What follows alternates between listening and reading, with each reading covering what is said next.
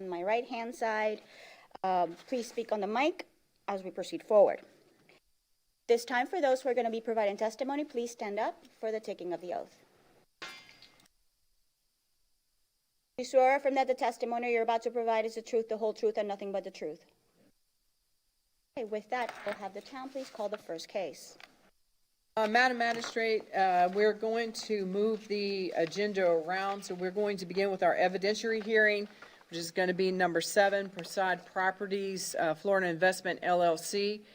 Case number is CE 200315. The code officer that is knowledgeable on this case is going to be Eli Lee, and this is regarding an illicit discharge. Okay, and based on my recollection from the previous hearings, the evidentiary hearing is strictly as to amounts, correct?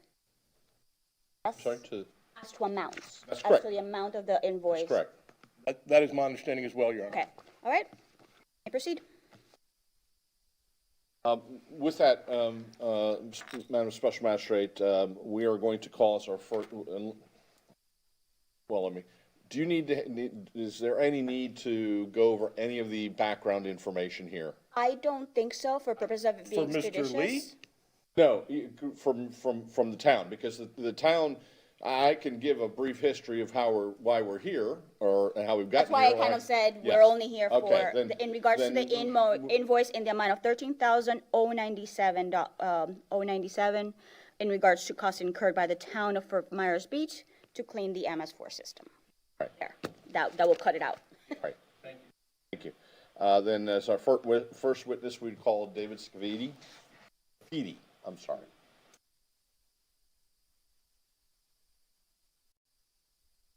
Good morning, Mr. Scavidi. Could you please tell the Special Magistrate your name and the company that you're affiliated with? My name is David Scafidi. I'm Vice President of Mitchell & Stark Construction Company. In that capacity, are you familiar with the town's stormwater utility system and stormwater infrastructure? I am. How are you so familiar? How did you come to be familiar with it? So Mitchell & Stark has been working out in Fort Myers Beach since 2013. We started out installing water mains on Estero Boulevard. We did the entire length of the Estero Boulevard. We've installed storm structures, storm systems, and water mains in a lot of the side streets. We're actively working in front of TPI's property right now. So we've had a lot of interaction with the storm system. Are you currently under, or is your firm currently under contract with the town of Fort Myers Beach to provide stormwater utility management services? We are. And briefly tell the Special Magistrate what that entails, just in short. So we have a contract for emergency repairs, primarily on the potable water side, for water main breaks, et cetera. But we also have established rates for storm cleaning. Typically, it's a maintenance issue, generally quarterly maintenance issue. This was a unique case in that it was an emergency. And are you familiar with this particular case and the property at issue? I am. Can you please tell the Special Magistrate generally how you're familiar? Sure. So I guess it was May 7th of last year. I got the call, presumably from Christy Corey. She's generally my contact. She's a utilities director, to tell me that she needed my help. There was an emergency spill in Times Square, and that, I guess, a grease trap had discharged into the town storm system. I don't know how it discharged, whether it was pumped there or overflowed there. I don't know that specific, but indeed that had happened. I have a superintendent that handles all of the crews that do that kind of work. His name is Mitch Trant. I called Mitch and I said, hey, we got an issue out on the beach. Mobilized some guys. I told him the general nature of it. It looks like we spent 6 hours the first day here, so there was some arrival time to get here. The first order would have been to find out how far the grease had gone down through the system. So popping inlet open, manholes open, looking down inside. The next order would be to put a bladder inside the pipe. It expands by air, and it stops the flow. So now you've essentially contained the system. It looks like a second crew came a little bit later because they built 4 hours rather. So those two crews began the process of evacuating the liquid that was in the system. It looks like we came back a second day. Those same 2 crews plus a camera truck, you need to be able to go inside the system to see that it's clean. It would have jetted the system to evacuate all the grease. And the Vector truck is basically a giant vacuum cleaner, a very expensive vacuum cleaner, used to evacuate the liquid out of the system. So they spent the second day doing that. This particular material, I had a subcontract Cruise Environmental to dispose of it. They are a licensed disposal company. So there's a component of this invoice that is their invoice. In other words, this can't be, the residue or what was vacuumed out can't just be put down the storm drain. It has to be disposed of properly at a licensed facility. Exactly. Mr. Scafidi, I'm going to show you what I'll mark as the town's Exhibit A. Do you recognize this? I do. I have a copy myself. Yeah. Okay. Yeah. Can you please tell the special magistrate what that is? Sure. It's an invoice for $13,097. There's a breakdown. Do you have is there a breakdown that you have? Because I do. The invoice itself is hourly. We charge by the hour, effectively. The unit prices or the rates are contracted with the town, so we don't make them up. They're already contracted. The hours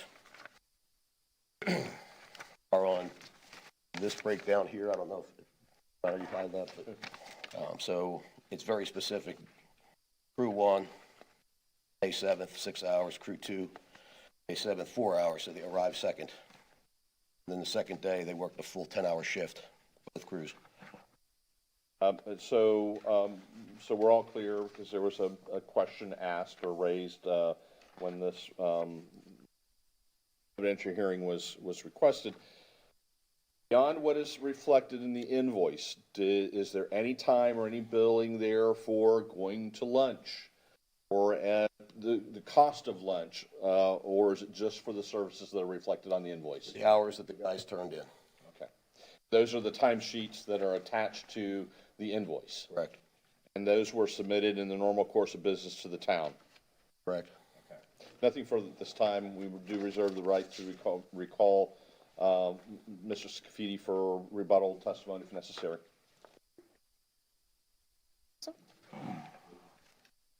He's going to ask you. Sir, I understand that you weren't there when this work was done. Is that correct? I didn't say that. Well, that's my understanding. Is that correct or not, sir? I was there briefly, yes. Okay, so briefly when? What day and time? The first day. Which would have been what day, sir? May 7th. And you were there from when to when? For roughly an hour. What hour was it? I don't know. Was it morning or afternoon? It was morning. And you looked in that pipe and saw grease yourself? No. Oh. You sent a camera truck down there. I did. You didn't provide any photos to the beach, did you? Did. I haven't seen those, John. It's in the record. Now, sir, isn't it true that Fort Myers Beach, the island, is kind of at an angle? It's not exactly flat? Pretty flat to me. It's true, sir, isn't it, that the north end of Fort Myers Beach by Bowman's Beach is 2.1 degrees higher in elevation than Times Square? Isn't that right, sir? Objection. Assumes facts not in evidence.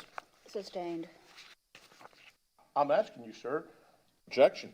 Assumes facts and evidence, Sustained. not in evidence. You want to ask him if he knows the differential in the elevation? That's a different I'm not story. aware that that's factual. Do you have an opinion as to whether the north part of Fort Myers Beach Island is higher than the south part of Fort Myers Beach? Do you have an opinion Objection. about that? Calls for speculation. I'm going to allow it because he did ask, do you know? I know? Yeah. In general, the elevation of the island is around 2.5 plus. Everywhere on the island, it doesn't differ? No, it differs. Of course it does. So do you know if the north end at Bowman's Beach is higher than Fort Myers, than Times Square? Don't know, or it's not high? I don't know. Okay. Wasn't asked to prepare for that.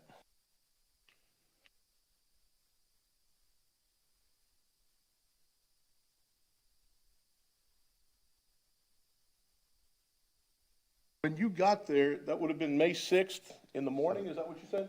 May 7th, I said. Okay, and what time did you get there? Ask me that question. Oh, you don't know. Was it morning or It was afternoon? morning, you asked me that too. Okay. And, what did you see when you got there, sir? Just looked around, I saw my guys mobilized, and I think I talked to Chris briefly. Wanted to make sure that we were here, taking care of the problem. Moved on to the rest of my.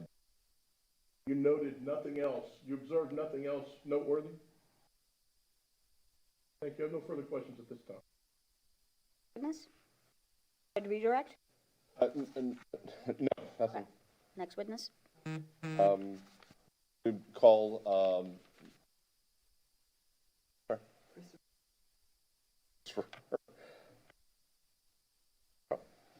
our, can you please state your full name for the record? Christopher Rowe. Mr. Rowe, are you employed by the town of Fort Myers Beach? I am. What capacity? Stormwater and utilities.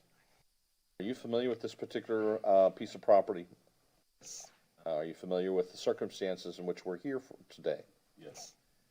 You heard the questions that were asked of Mr. Scafidi by Mr. Schnaplis, the opposing counsel. Were you on site when this work was taking place? Yes. Both days? Yes.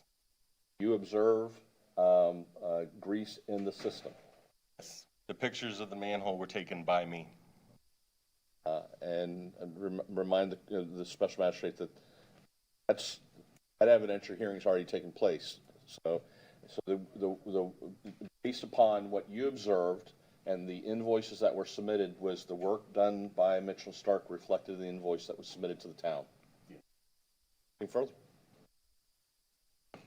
Just need to know what picture you're referring to, sir. Can we cycle through the pictures? That was taken the night before by Laola. Which one are we talking about? The manhole right there? There's more than one picture up there, sir, so give me a Well, we second. can't see it. You know the stuff floating on top of the water? Hold on, we'll get to it.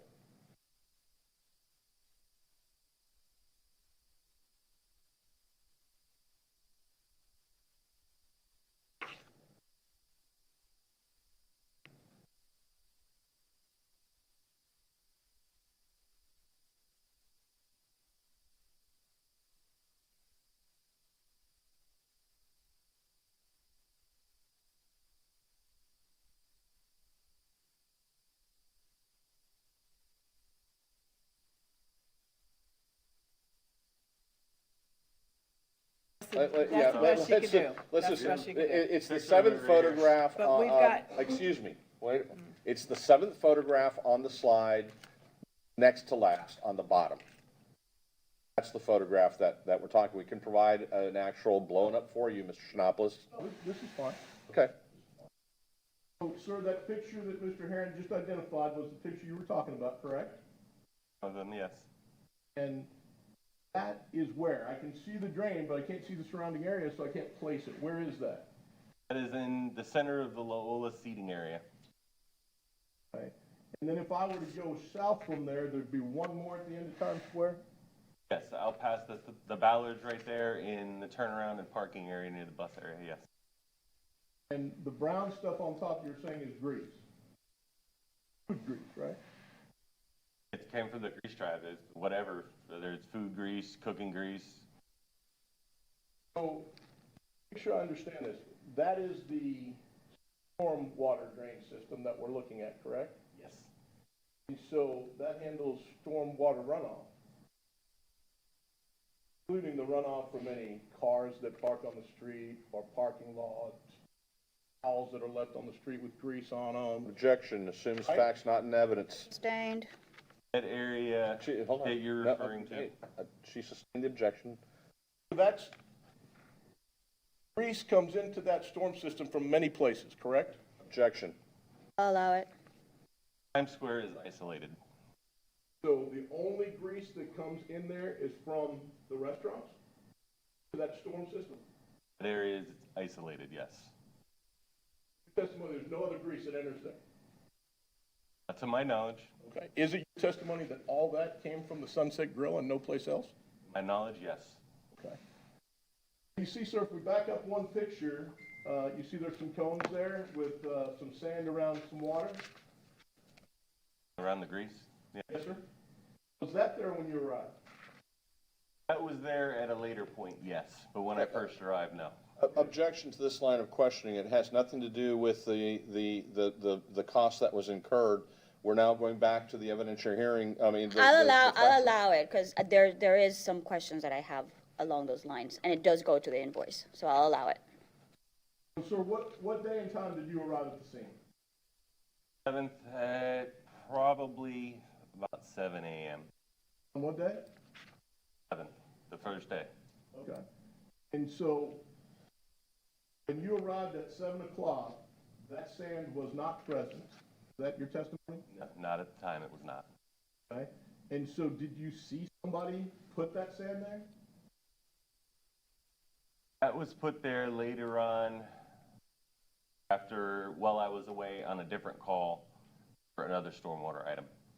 So the question is, did you see somebody put that sand there? You were off on another storm-related call where, sir? And on the south end. The time when I left, Mitchell and Stark was already on scene and handling containment systems, so I could leave to go do that and then come back. Okay, and so the stormwater call you were on was completely unrelated to this? It was unrelated to this.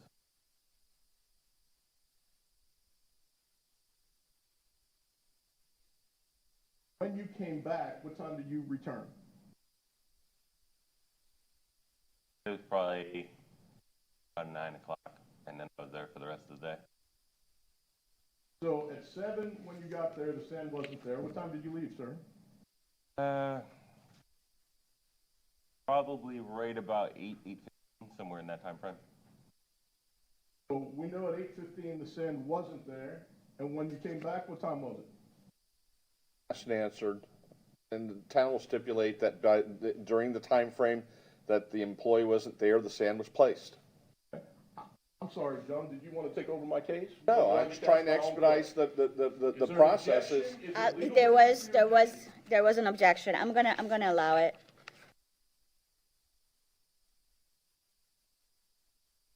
Sir, what time did you return back to the job? Around 9:30. Right. Someplace between 8:30 and 9, that sand had to be placed there, correct, sir? Yeah. Now, this water basin is in front of Lola's and pumped, you or somebody else pumped water out of that? Mitchell and Stark removed the water from there. Did you personally do it? Question asked and Did you answered. run the truck? I'll allow That's what we it. have contractors for. Okay. All right. What was your job in this? What was your role? Oversee it and make sure that it was clean. And so, isn't it true, though, that as part of that, you all pumped out 3 storm basins there in Times Square? Objection. Assume as Sustained. Actually, Judge, hang on. I'm not sure I understand your ruling, Judge. If I say, isn't it true that, he has to tell me if it's true or not to the best of his knowledge. He can say he doesn't know, but that question's proper. Well, if isn't it true, it sounds like it had been already pre-established that that's the case.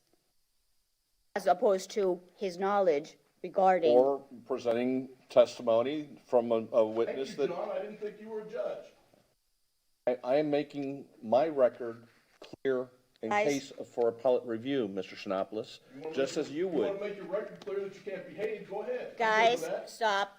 Let's go ahead and behave like professionals you are. Sir, how many storm drains were pumped out then? I'm sorry, storm basins, right? That's a storm basin?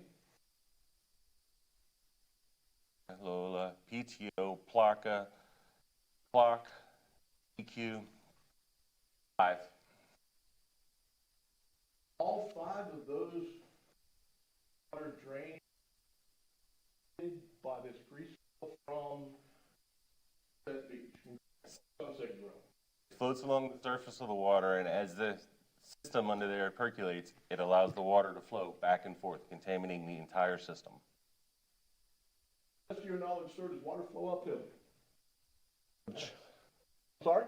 No. Okay, thank you. No further questions. All right. Do you have any redirect for him? All right, next witness. Reserve the right to recall for rebuttal purposes. No. All right, this is your last witness? Okay, counsel, your case. Kevin Frazier. Why don't you sit right there?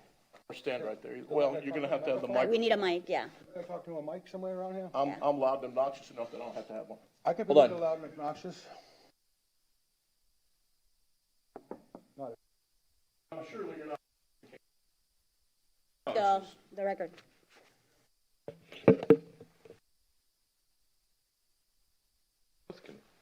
A microphone? Yes, it is. All right. We have to Have your own there, big guy. my own. All right, sir, would you state your name for the record? Kevin Frazier. Now, you were here earlier when Madam Magistrate asked everybody who was going to testify to raise their right hand, I was. and did you do that? Of course I did. You understand that you're under oath to tell the truth? I am. All right, sir, where do you work? Sunset Beach Tropical Grill at Plainmore Tiki Bar. And how long you been there? 7 years. Were you there on, and employed there in May of 2020? All right, there was a grease spill, that's why we're here, you understand that? Correct. All right, so tell me when you first learned that there had been a problem with the grease trap at the restaurant? I learned at, I think it was 7 o'clock on the 7th when I arrived to work. All right, now you understand what we're focused on here today is not whether Sunset Grill should be fined, that's already been decided.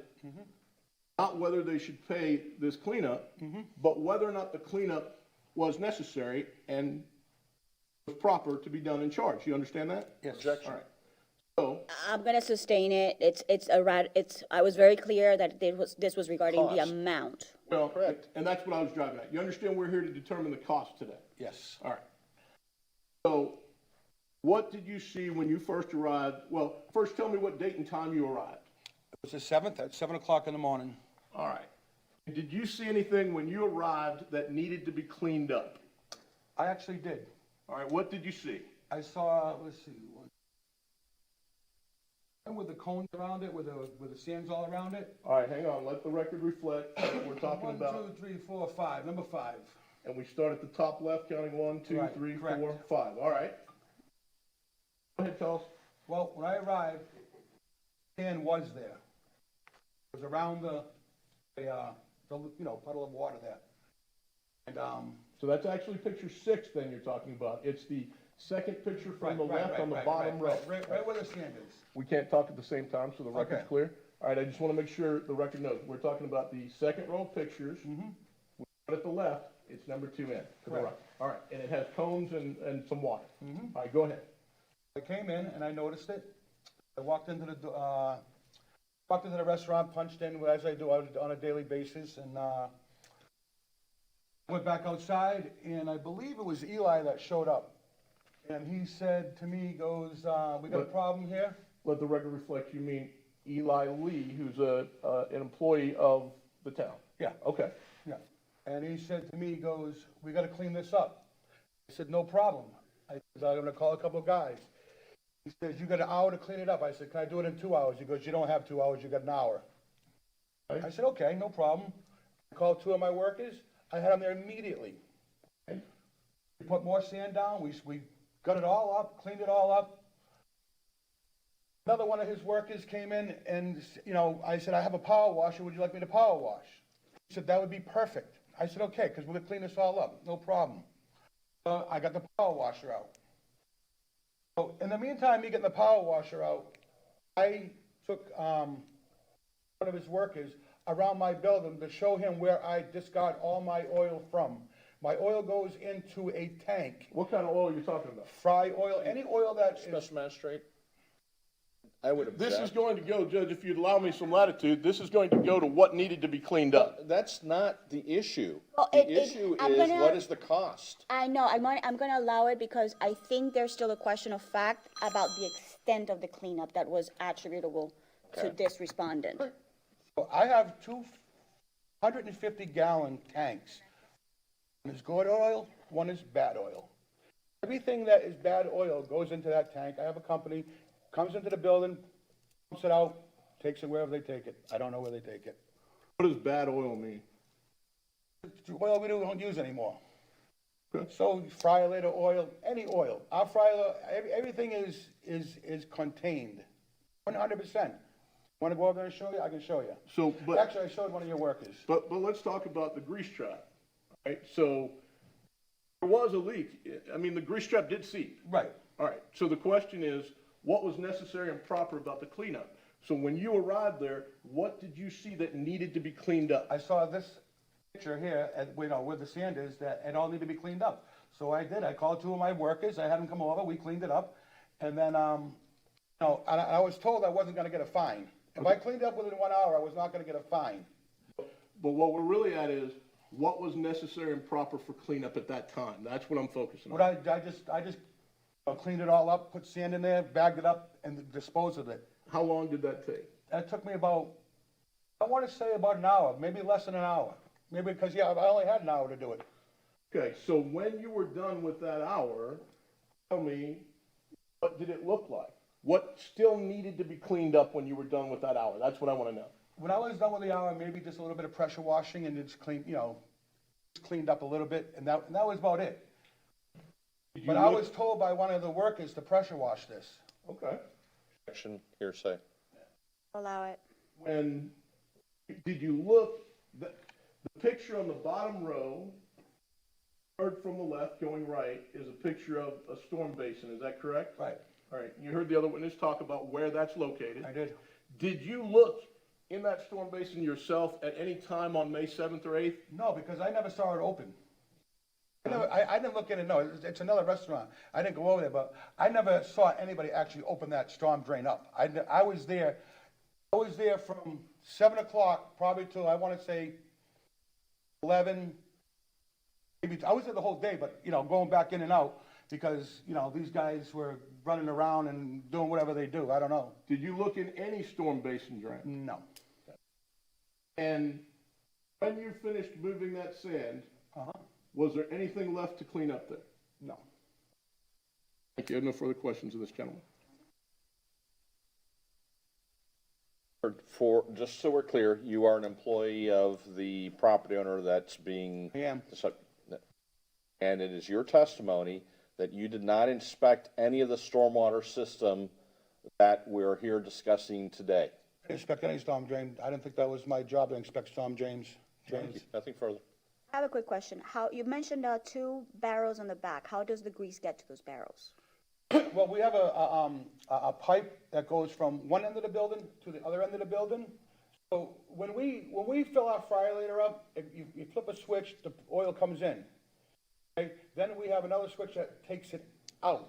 So, it goes, we have 250-gallon drums that are in a cage. No one can touch them, and all the old oil goes into that. The guy pumps it every 2 weeks. Brings us new oil. Anything that has to do with oil or any oil related, we pump into that container because they reimburse us for that. So it's the new wave. Instead of taking a pump and you have to pump it and drag it over to the barrels that are over there, you dump it in the barrels, etc. Like most of the places in Times Square actually do. I've seen people with, the dollies going by with grease and whatnot. And one of his workers was kind of amazed how that we had that for our restaurant. Is it a self-made system or is it a commercial? No, it's commercials. It was put in there by a company. Okay. Yeah. But there's a grease trap at the restaurant, right? Yep. What's the use for it? It's for the, anything that comes off the plates or anything that comes off the dishwasher, et cetera, et cetera. There's nothing, it's not like we take 5 gallons of grease and dump it down the sink, because for one, I don't allow that.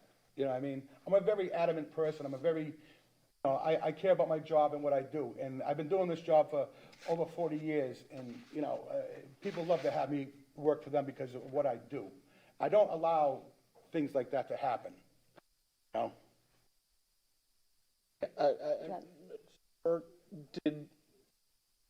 Were you the one who, or did you supervise the pressure cleaning?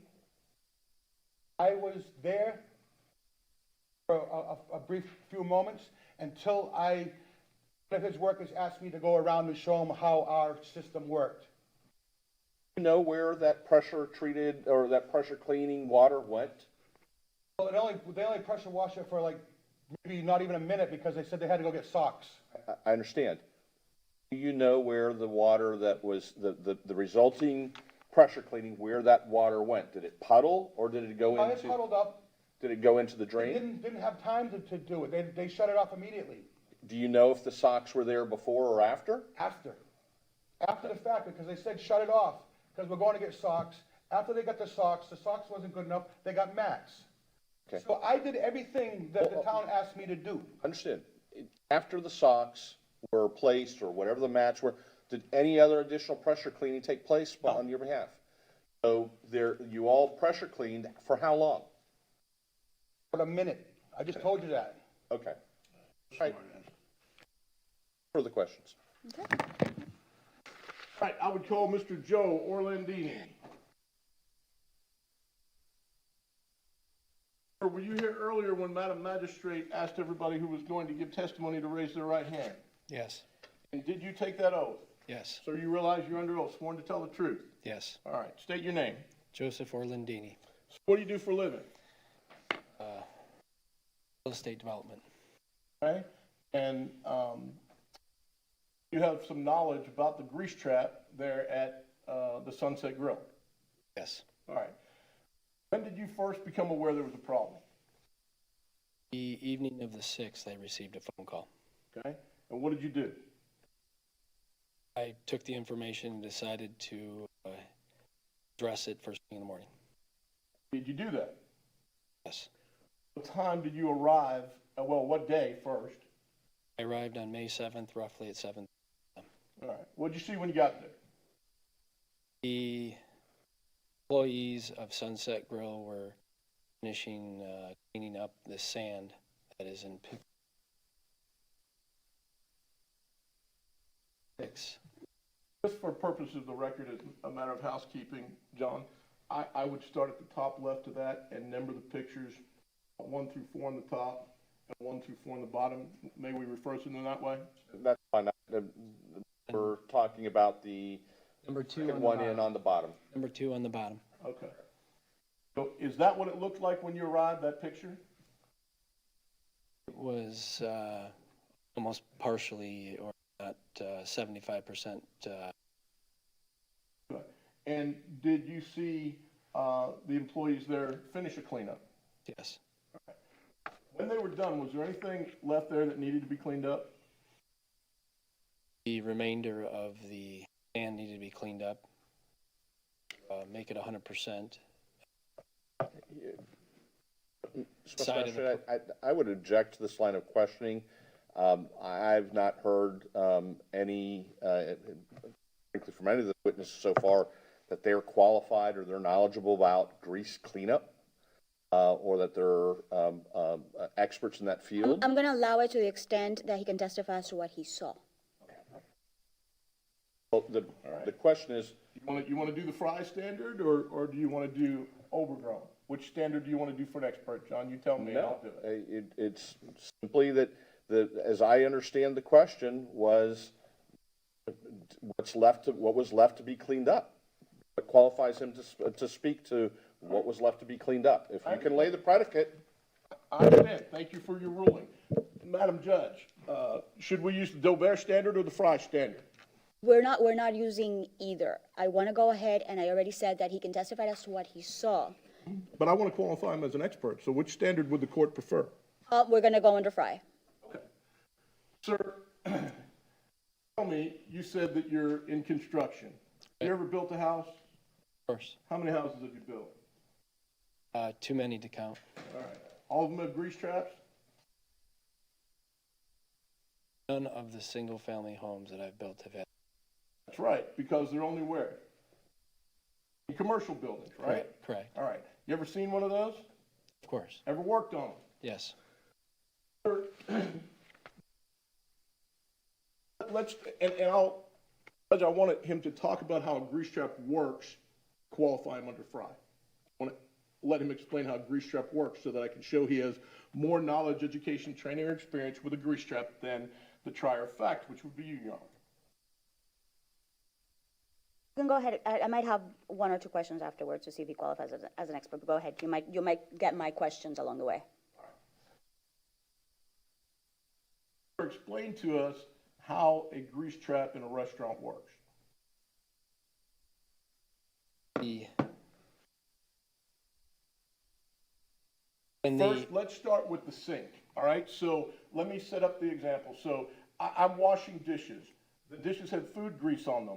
I don't want the food grease on the dishes, so I wash it off. But then it has to go someplace else. Where does it go? When the individual in the restaurant cleans a plate in a sink, the dishwasher, there is a basket underneath the sink, separation from the pipe to allow solids to go in. Pick up the basket. Once it's full, you put it in the garbage. Water will continue and go down the pipe. It's still got grease in it. It has a level of grease in it. Oh, It'll travel through the pipe, go into the container, or the bottom. That container has a separating system in it, two containment system. Allows the water to go into the top of the container. The separating system actually allows the coagulated portion of the oils to drop to the bottom of the containment system. The water that is on the top will flow out the top of the pipe, go down the rest of the. all right. How much work have you done or contact have you had with grease traps in your career, sir? Only a few. Okay. Are you confident that you understand how it works? Yes. I would tender him as somebody under fraud, Judge, who has more knowledge, training, or experience, especially hands-on, than the average person, and so he would be able to give expert testimony on how a grease trap works only. I don't have any objection to that, but that's not the line of question that he was being asked. Yeah, As an expert. That I objected to. That's what I want to ask him as an expert. Basics of how the grease trap works, okay. Right. Okay. So with no objection as to that, the basics of grease trap working, that's admitted. All right, so as you explained to us, the water comes out, goes down the drain, goes into a basket, solids are removed, but the water continues on minus the solids and goes to this grease trap. Correct. Now, when the water comes into the grease trap, first, I'm going to give you a piece of paper and a pen. Just show us how a grease trap is built and how it works. Again, objection, what's the relevancy to the issue before the magistrate here today? I'll tie that together for you, Judge. It's our contention that when we show you how a grease trap works, that the only thing that could have come out of there is water. It's our contention that we had employees and witnesses who saw what was cleaned up, and we're going to get to the job they saw the contractor do. And so ultimately, it's our conclusion that there isn't any cleanup cost to pay because there was no cleanup to do. They did cleanup that was unnecessary. And to the extent that they did cleanup, it was unrelated to anything that happened at Sunset Grill. So I can tie that all together, Judge. I don't think that there is a question in regards to whether there was a grease trap leak. I think We can all stipulate to that. that's undisputed. So I'm not exactly sure where you're heading with the testimony as to how the grease trap works or doesn't work, given the fact that it's already been made a finding of fact to the extent that there was, in fact, a leak of grease. There was, in fact, a leak from the grease trap, Judge. We want to show you how a grease trap works so you can understand what came out of it and went into the storm drain system. And then we're going to talk about what happened to the storm drain system and why that wasn't caused by what happened at Sunset Grill. I don't see the relevance to the extent of we've already established a leak occurred. If what you're trying, if your line of questioning is going to the amount, that's a different story. As to what had to be cleaned up, I want to show the court what came out of the grease trap so I can show the court what had to be cleaned up, and then I can show the court what was cleaned up. And it's my understanding that the court has specifically limited today's hearing to determine what responsibility for that cleanup cost my client has to pay. Correct. And what I'm attempting to show the court, in my theory of the case, is that there was nothing left to be cleaned up. And so we should be charged for all the cleanup that was reasonable and necessary as a result of our grease spill. The problem that I have with the line of questioning is the fact, again, it's been established that there was a grease trap. I understand you trying to solicit testimony and evidence as to the amount of grease that was released and the amount of grease that may or may have not gone into the sewer system. From there, linking it to how a grease trap works or doesn't do, which at this point in time, I'm questioning whether I can accept the testimony regarding the basics of how the grease trap works in practicality, as opposed to your questioning right now as to basically how it's built. Because I don't believe that he's been qualified as a mechanical engineer or a plumbing engineer or anything like that.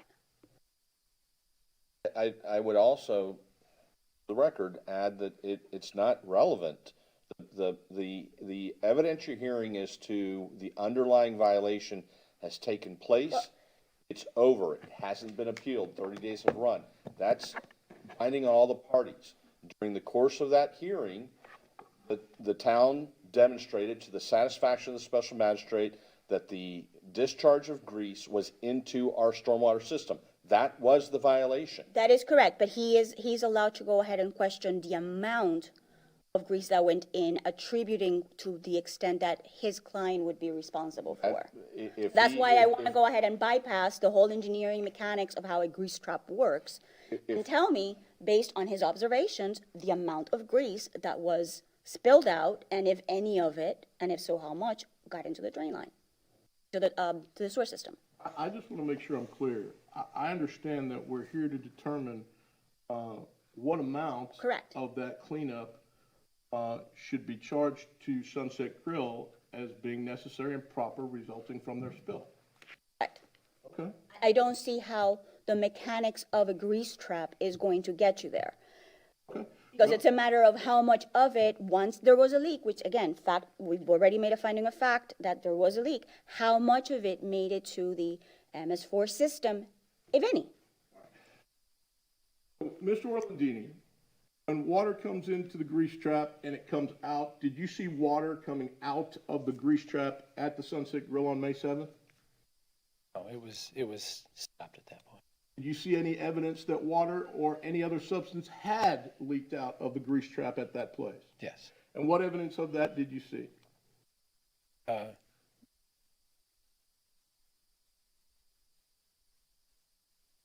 Saw when I walked up, I looked at the grease area. Okay. That's picture 4, bottom row, right there. the far right. Okay. So what, if you know, came out of that grease trap? The way that grease trap is built, it actually has a fastened lid. I'm sorry, absent the city attorney, do we need to pause, Your Honor? Oh, yeah, I think so. Certainly. That don't was wanna be- unexpected. Certainly don't want to be accused of any sandbagging, Judge. All right, so we'll go ahead and take 5.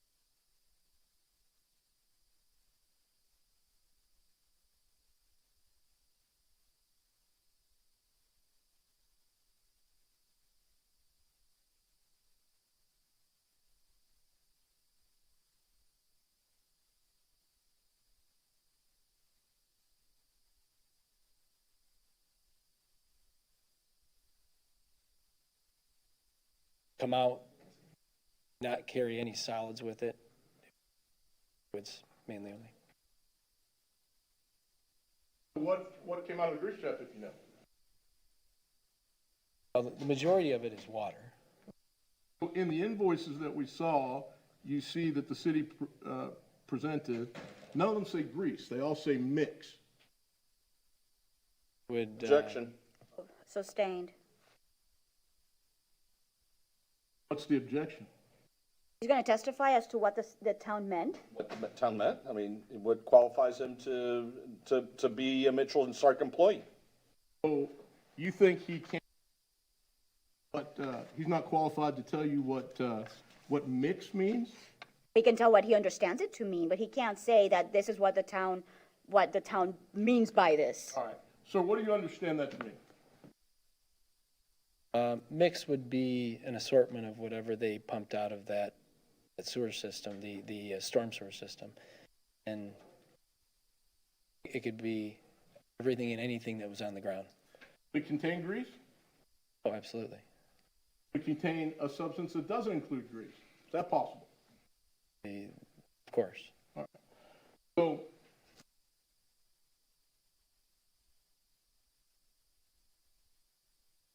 if you know, where does the water that goes into the sewer system, the storm sewer system come from?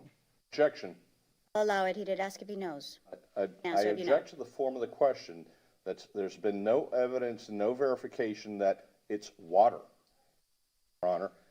His characterization is that this is water. There's been no establishment, there's been nothing to establish that this, what was I'll discharged. sustain it to the extent of the mischaracterization in regards to the substances that go into the drain. What He is can it that goes testify. into a stormwater drain, if you know, sir? Anything around the perimeter of that drain, if it's a radius of flow. So, what, chunks of coal go in there? What goes into a stormwater drain? Whatever the perimeter area is that has the flow going to that storm drain. So, does that include rain? Of course. That include runoff from other businesses? Would it include people walking down the street and spilling drinks? Yes. Somebody urinating outside? If it's in its perimeter, Okay. So, is there any way, in your opinion, to tell where that grease came from in the stormwater drain? Objection. Sustained, he has not been qualified as an expert in regards to how substances travel through the drain line system. And under 702, under 90.702, since you were a layperson, Go ahead, ask him if he knows. that's my question. question. Yeah. Repeat. If you know, is there any way to tell where the substances in that stormwater drain came from? Time I got there, is that the question? Yes. When you left there, did you look in any of the stormwater basins? I did. You see any grease in there? What I saw was mainly water with floaties of and black water, essentially. Okay. In your opinion, having, based upon what you've seen, can you say with any reasonable certainty that no grease came out of Sunset Grill into the MS4? Objection. Allow him as a layperson. I can't say that. Any more than you can say that the grease in there was from Sunset Grill, correct? I can't say that. Was there anything when, well, wait, what time did you leave there on May 7th? I was there for quite a while. I don't recall the exact time durations, but I would say I was there for several hours.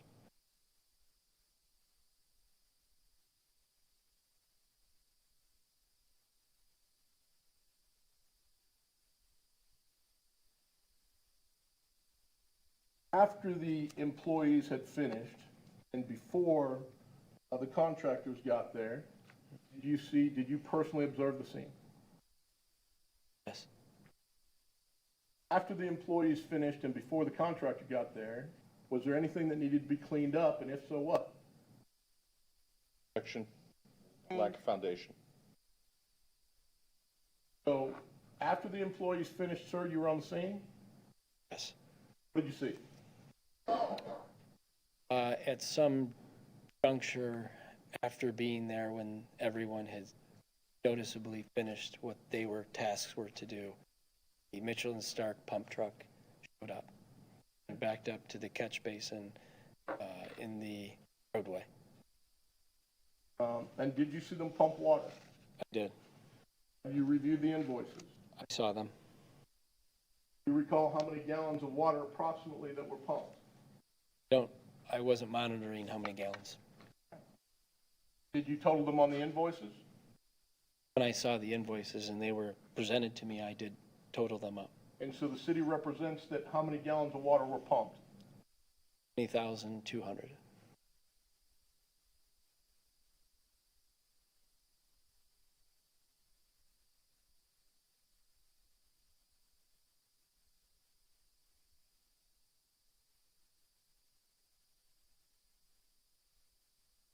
That's all I have for this witness at this time, Judge. I just have one more witness, but I will require a short recess. Do you have any cross for this? Oh, yeah. He's going to cross-examine. Mr. Landini, are you a stormwater engineer? Nope.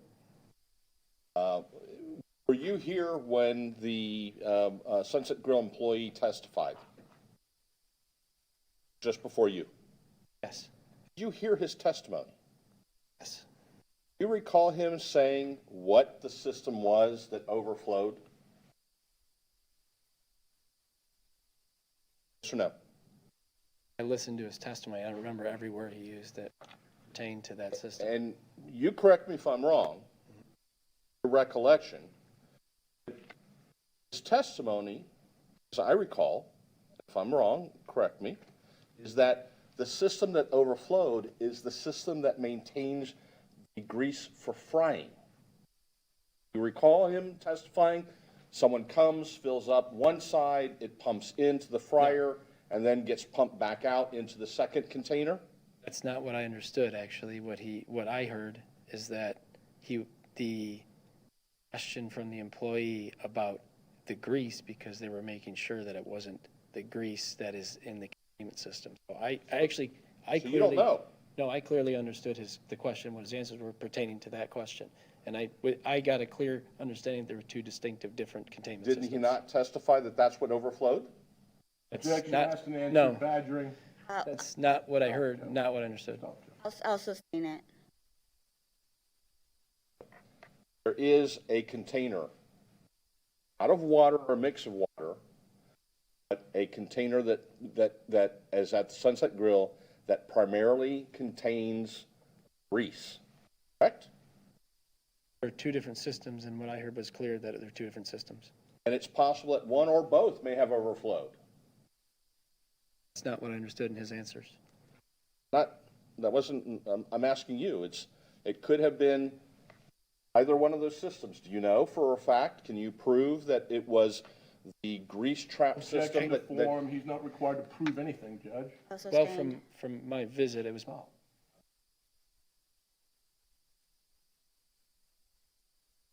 you do not know for a fact, as I heard your testimony, is whether or not there was grease in the stormwater system or not? your question again? That there was grease in the stormwater system from the discharge? Objection, asked and answered. Answer. That question, you. what, Well, Mr. Shinopoulos asked you if you looked into the stormwater basin and. I did. Okay, and there was, and you observed, and you said that you couldn't tell one way or the other. Is it possible that it was grease from the Sunset Grill? It's possible, It's possible the sky is purple. possible. Not likely though, right? And in the night,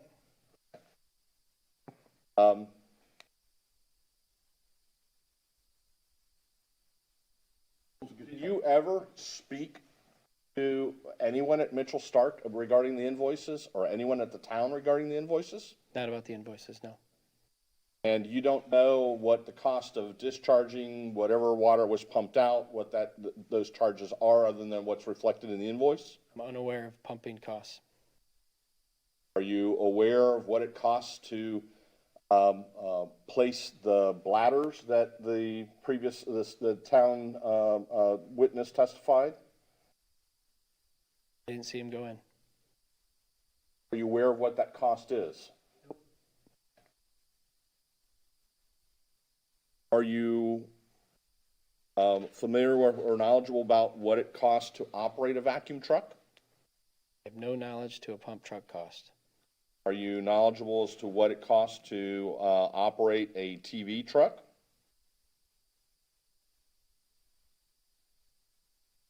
I've done camera.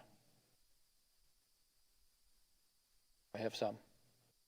With respect to the charge here, are you familiar with what that cost is to inspect stormwater drain? I saw the charge for the camera work. Go further. There seems to be some confusion about the two grease systems. So, is it possible that cooking oil was part of this spill from the Sunset Grill? From the fryolators, et cetera? Why not? It's a pressurized system. It's not, this is a gravity-fed system. So are you certain, based upon your observations, that there was no grease that came from the fryolator closed system? Objection. Assumes facts not in evidence. I said based upon his observation. I'm absolutely sure. So I'll sustain it to the extent that he wasn't there. I heard the testimony from the prior witness. Do you see any evidence that there had been any grease leakage from the fryolator closed system? Absolutely not. Do you see any evidence that there had been some leak from the grease trap? Yes. Further questions at this time? Next witness? I am going to call one more witness, Judge, but I need a brief recess. I will do 5 minutes and we'll be back.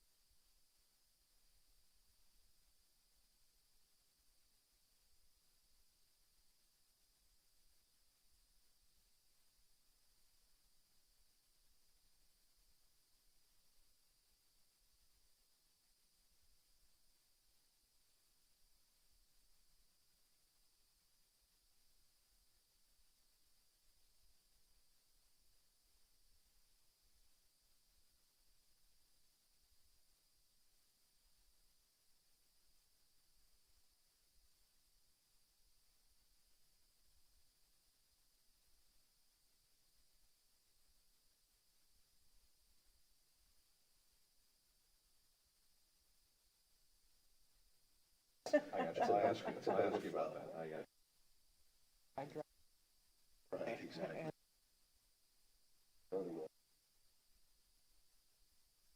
Predominantly that one is.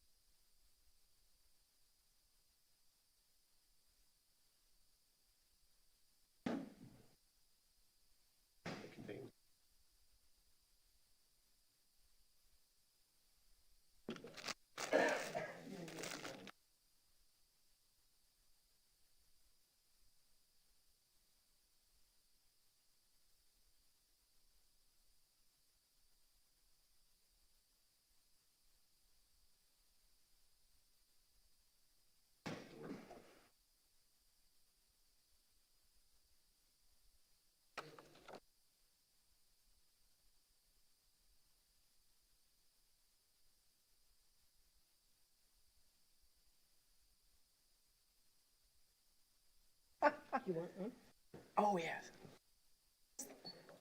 I have. Get this out of my purse.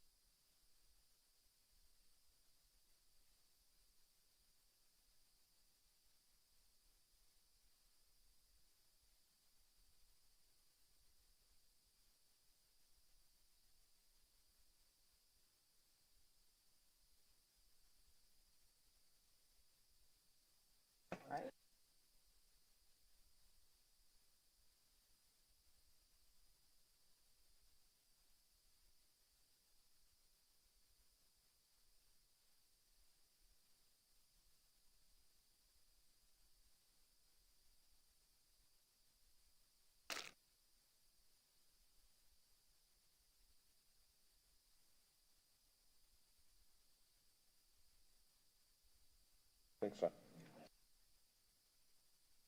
I don't know. Chris, we already paid this bill.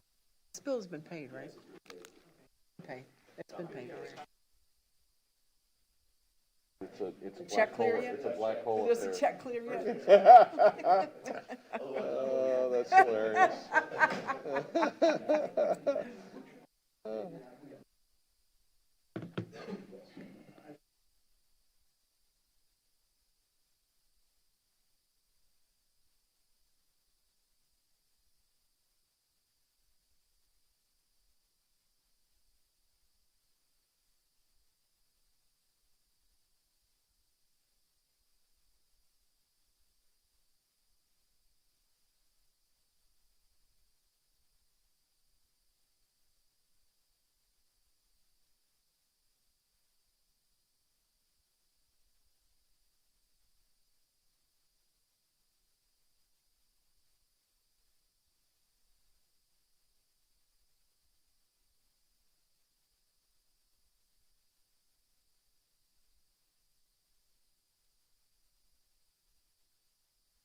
Testing. Kristen, All right, we're good? she got it. Yes. All right, we're up. All right. Defense calls Mr. Graffiti. Graffiti, I'm sorry, sir.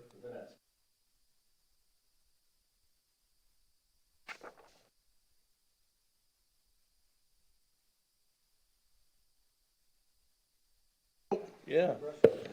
I don't need stereo sound system over here.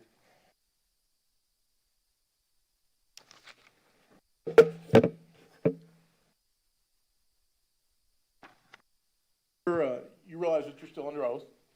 Okay. Earlier there was testimony that you're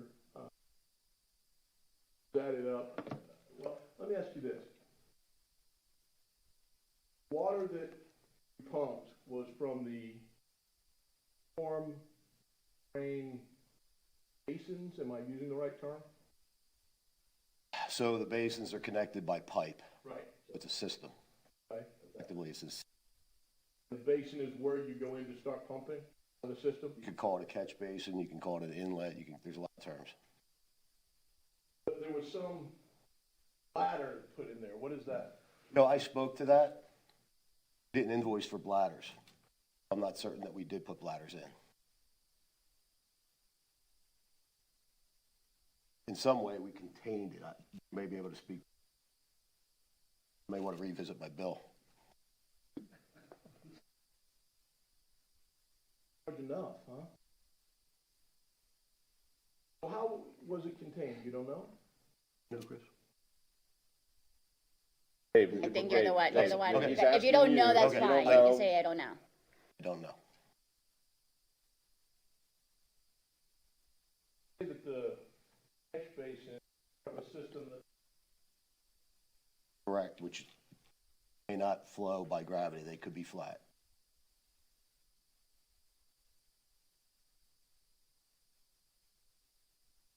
we're talking about. I don't know.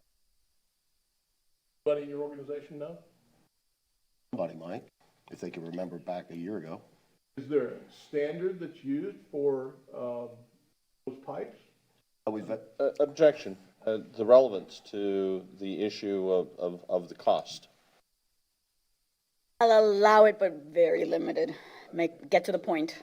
typically, the smallest would be 15.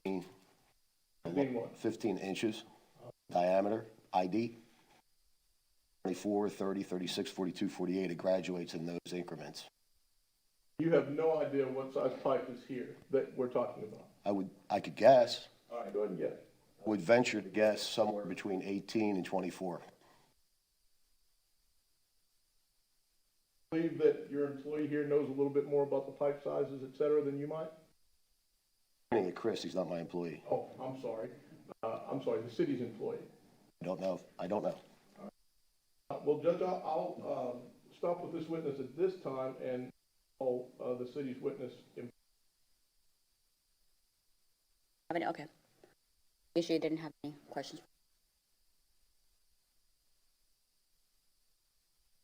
You understand that you're still under oath? Yeah. So do you know what size diameter the pipes are that we're talking about that connect the water basins? Can I call them that? Yeah, so there's multiple terms you can use on. Size of the pipes that connect? Average pipes in that area are 24 to 32 inches.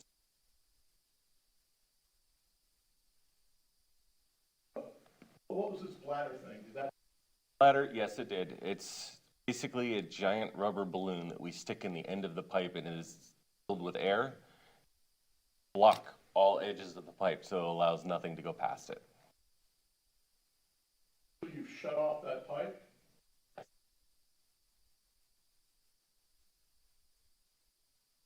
Go in through the catch basin, insert it into the pipe, then it's connected to an air pump, blow it up.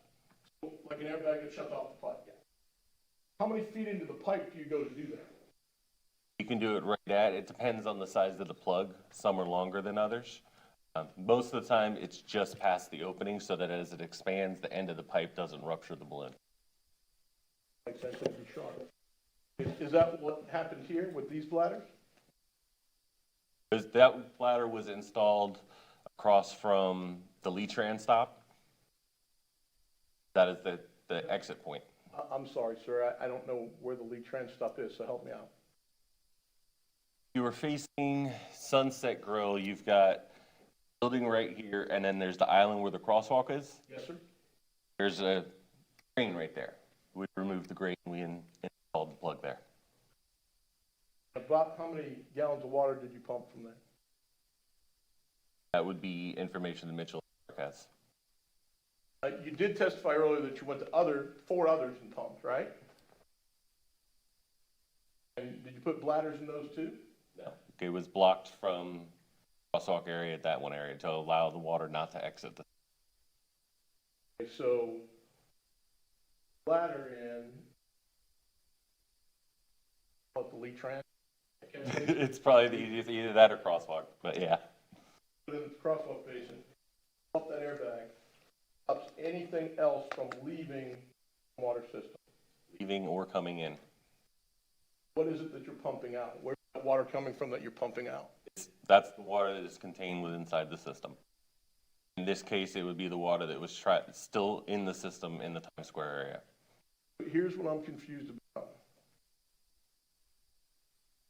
The Lee-Tran's catch basin, so I understand what you're saying. Once you put a balloon there, everything else in the system stops. It can't come, because that must be the only exit. That's the only release.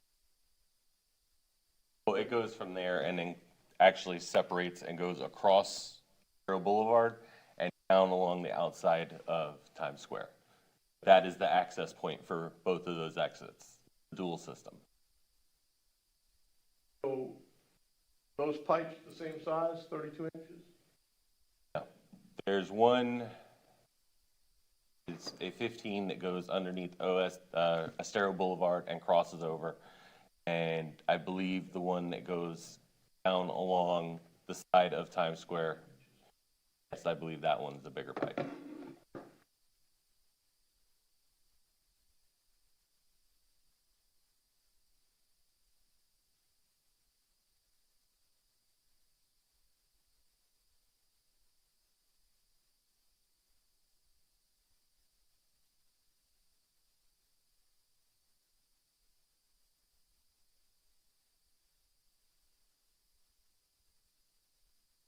I'm still confused. Approach the witness, Your Honor. Okay.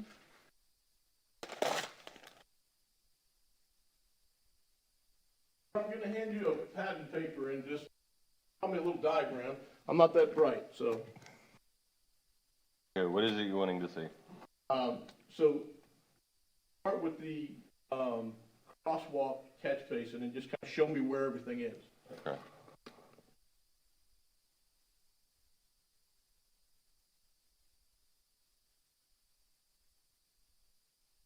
Here's the one.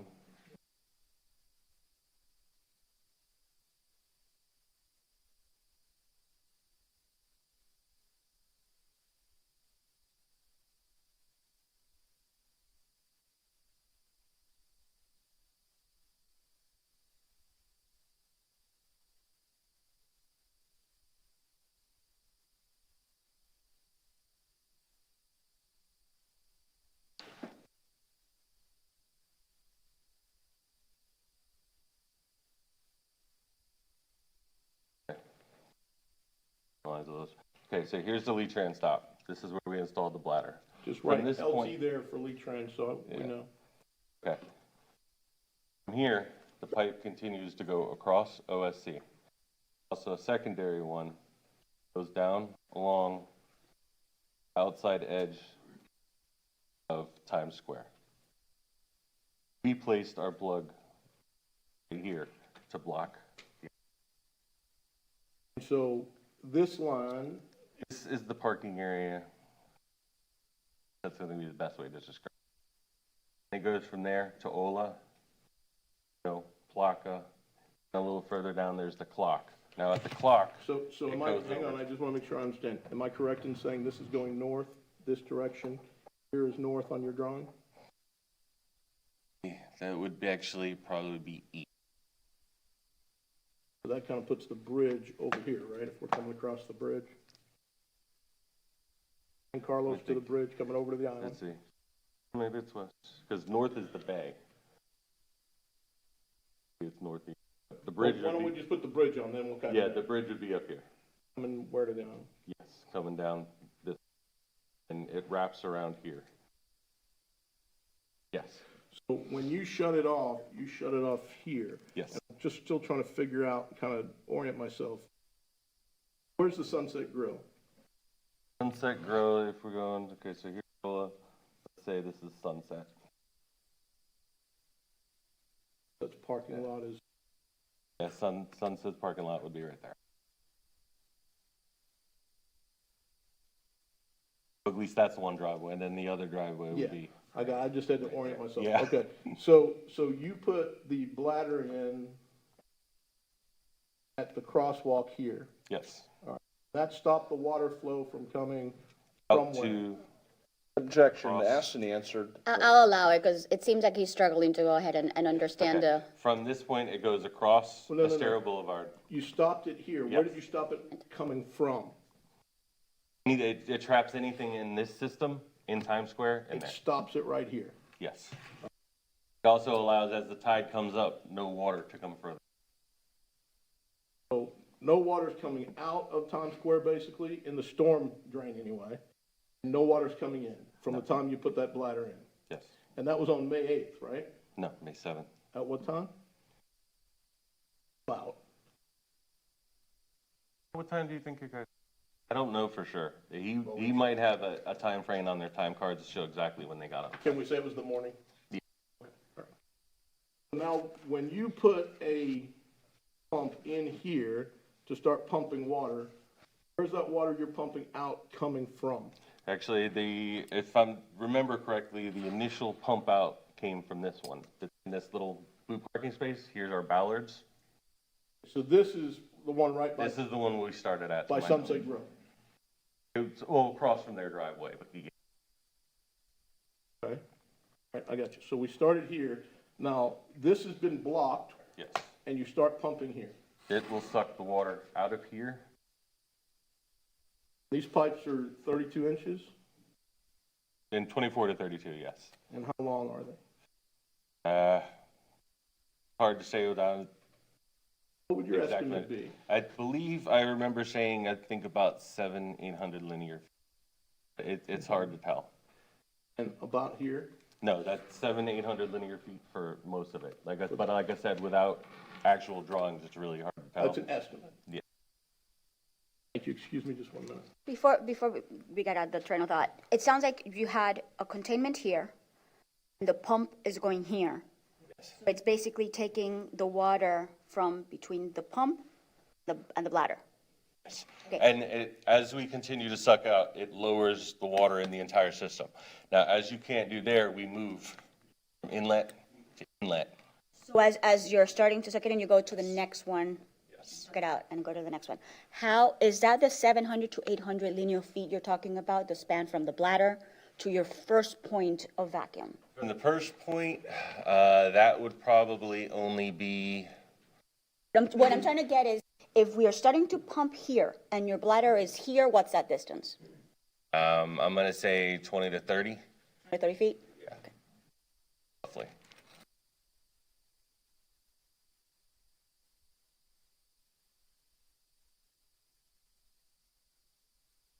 Do you know how much? No. How many inches of water would have been in those 24 to 30 inch. Basically, if you have it's round, but how many inches of water? I'm going to tell you where I'm trying to get. Yeah, I'm trying to gauge how much water within those 20 to 30 feet was pumped out. Roughly, it'll change in that system because the section in front of PTO is what you call perforated pipe. It allows water to go in and out with the tides to help try to contain Times Square to Times Square. And only during heavy rain events would it use those two exit points in the system. Okay, so for the most part, it's still running through the main line, Yes. through the wide one. That's my understanding of the design for Times Square. About how many inches of water would that line be carrying? The point that That was was my pumped. next line of inquiry, Judge. You're gonna go there, okay. I think at least we've established 20 to 30 feet from end to end. I thought we established 800 feet for the whole system. It's roughly 800 linear feet. That's an estimate. Okay? I don't know, like I said, without the plans, I can't tell you the exact length on that. So 32-inch pipe, sir, carries 14 gallons of water per foot, right? I'm not an engineer. Okay, that's simple math. Would you help me out? Well, Again, it's simple math, but I'm not an engineer. I He- don't he design testified he pipes doesn't for know, carrier so- rates. Okay, all right. Doesn't know. Assume for me that a 32-inch pipe carries 14 gallons per foot, sir. Assume that with me. Okay. All right? So 800 square feet then would be how many total gallons? Let's just You do got the your math calculator together. If we take 14 gallons per foot, a 32-inch pipe, and we multiply that by 800 feet, I can't work a calculator, so hang on. 14 gallons per foot times 800 feet is 11,200 gallons. But you all pump more than twice that, sir. I think where you're confusing things is there is a difference between removing the water and cleaning the pipe. Fresh water has to be pushed in to clean it as well. They're basing their numbers of water removed based on the truck's carrying capacity and the number of trucks that they removed from the area. Right? So you're telling me you carried off water you pumped in as well? Because that's the first time we've heard that. You're not gonna clean the pipe with dirty water, are you? It's like washing your dishes with dirty water. So now your testimony is that you were pumping water in, not just taking water out. Objection. I'm gonna sustain the objection because I heard it very clearly that the lines were jetted. Okay. When you clean the pipes, there's poop on the front. There's fresh water that's in it. It is used to clean contaminants from the pipe. Okay? When you clean the pipe, that water then becomes contaminated by the same thing that contaminated the system until the pipe is cleaned. So it is sucked back up into the Vector truck, be disposed of properly. Well, about how many hours was that pumping operation going on, sir? That's a Mitchell and Stark question. How many hours were you there and witnessed it yourself on May 7th? They left, I think it was about 10 hours that day. Day that you witnessed? About over halfway through the day, I think. No, it was a little after lunchtime by the time we finally got out of there. Thank you. I have no further questions of this witness. Any? rebuttal. Sure. At the end of, Okay, so you're, okay.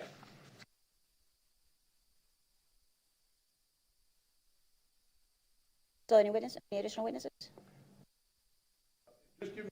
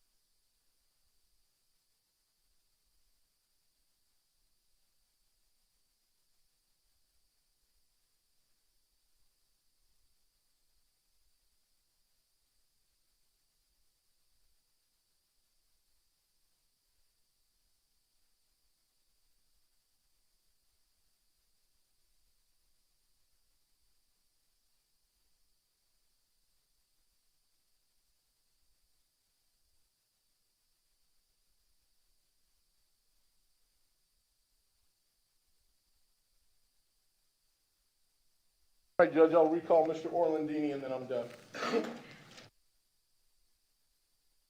You recognize you're still under oath? I do.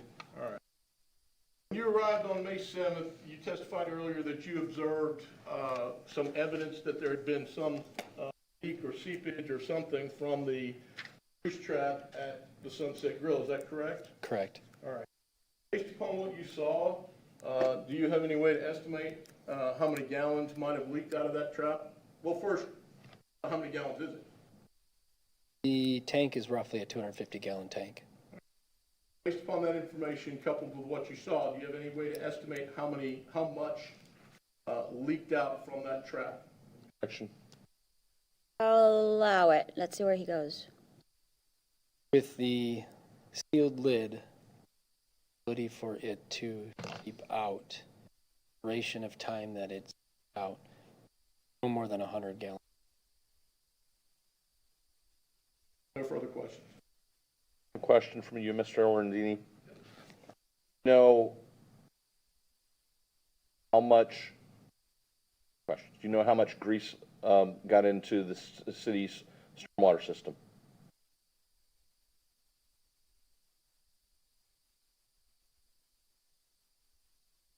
Oh, sir. You can't Over ask here. him. You gotta answer, just gotta answer the question. You can't look at him. He Do you know can't how much help you. grease He leaked can't into the instruction. stormwater system?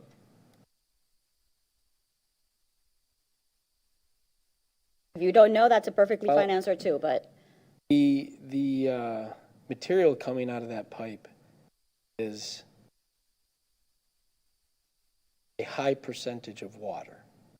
And, sir, do you know how much grease Based got on, into the city's stormwater system? You know how much it dispersed into the city's stormwater system? Think further. For purposes of rebuttal, the city calls,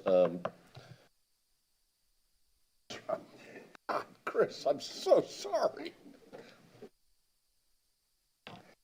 Chris, you're under oath. Based upon your personal observations on site on the first date that you went out to the property in question, what you observed, did it appear to be primarily grease as opposed to a mixture of water and grease that's been suggested? Object, he has no foundation, Judge. He's not an expert. He's not a grease expert. I'll allow it. I gave you a lot of leeway with him. I'll allow it. What I saw seemed to be predominantly grease. The only other question I have for you is you've reviewed the Mitchell and Stark invoice. You've seen it, correct? One point or another, yes, I've glanced over it a few times. In your professional opinion as a stormwater operator for the town, is it, in your opinion, reasonable and necessary to incur these costs in order to properly clean the town's stormwater system? You do special disposal, yes. Anything further? I have nothing, Judge. Closing?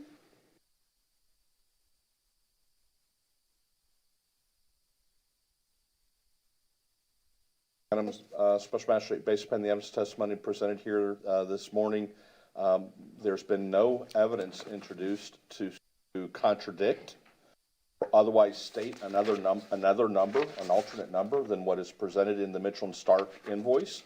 Testimony of town staff is that it was reasonable and necessary to incur, and that is reflective of the work that was done, and then there's been no evidence to the contrary presented here this morning. We ask that you enter an order confirming the amount that is owed by the property owner in the amount of $13,097. Your Honor, there was a leak. The court already made that factual finding. The question today was the cleanup cost incurred aided by what happened at Sunset Grill? I don't think the city met its burden. The city has the burden to prove, and Judge, it's a mixed question. So, standard is actually clear and convincing. And I don't think the government met its burden of clear and convincing proof to show that that $32,000 of cleanup was incurred only because of what happened at the Sunset Grill. Maybe in part, doesn't mean they should pay the whole cleanup bill, Judge. They go around and clean up those storm drains about every quarter, and that's exactly what they do. So what's happened here is they've done their quarterly maintenance, and now they're trying to charge my client for it. He pay some of it? Yeah, there was a leak, sure, but he shouldn't pay the whole $14,000, Judge. We have, at best, 100 gallons of substance leaking out. Now, it's in dispute, and the court has to decide, was it all grease? Was it some grease? Was it all water? I don't know. We've heard varying testimony, and that's for the court to determine. But even if it was all grease, Judge, 100 gallons. I'm sorry, but common sense tells us, and I understand, common sense is the least common of all senses, particularly when we're talking about a government, any government. Take 20-something thousand gallons of water to clear out 1 gallon or even 100 gallons of grease. So, yep, they do the maintenance. Don't put the bill all on one taxpayer. Make him pay what he caused and not everything else. I would ask, Judge, that you make the Sunset Grill pay a proportion of those cleanup expenses that is equal to or commensurate with their minor spill of non-intoxicant or non-toxic contaminants. Mr. Magistrate, with all due respect, I move to strike portions of opposing counsel's closing argument with regard to that this was regular maintenance, and part of and he specifically stated that this was a quarterly maintenance. That there's no evidence whatsoever presented at any of the hearings related to this matter to even remotely suggest that this is somehow part of a normal process. I'll allow it because I don't think that's what he said. I think the portion that he said was like it's regular maintenance going on every quarterly, and maybe this one was precipitated a little earlier because of what happened at the Sunset Grill. As I think that's what he's trying to construe. Thank you, Your Honor. So I'll allow it for that purpose. However, I am ready to go ahead and issue my ruling. All right. Based on the evidence presented, I'm heavily persuaded by the pictures themselves. And there appears to be a substantial amount, as reflected in the pictures, of grease at the Sunset Grill location. Understanding and based on the testimony from the experts, the way that oil and water are going to travel through the sewer system,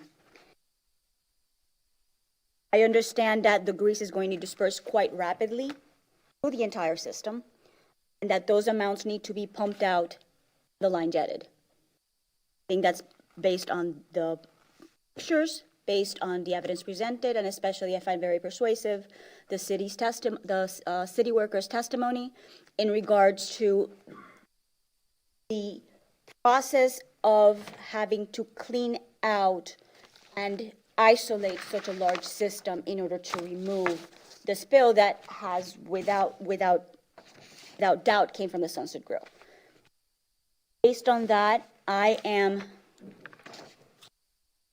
granting the town's request for the amount of the $13,097 as being an expense incurred only but for the grease spill over at Sunset Grill. Well, I understand the defense's argument regarding the entirety of what would be the next quarterly one being passed on. There was no evidence presented as to what that amount would have been for purposes of set-off. So that's my ruling. Those facts we got, Judge. I understand. Thank you, Your Honor. I mean, that's, thank you all. I say thank you, Your Honor. Thank you all. That's what. Somehow I don't think it's the last time. All right, we still have a couple more pieces to go through. Thank you, guys. Well argued, counsel. Very well argued. All right. I know. Very well argued. You did well with what you had. Thank you, ma'am. Have a great day. Thanks, you too. Thank you. Gosh, can I leave? Madam Magistrate, we're going to begin at the beginning. looks like- Do we need a break or? No, I think okay, we're ready. let's- I'm let's good. I just need to find my agenda again. Give me a second. Okay.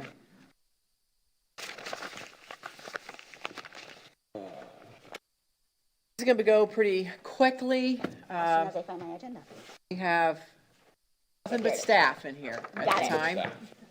Alrighty. All right, we're going to start with number 1 on the agenda, the Beach and Street Patrol. The violator is going to be Alexis Iguia.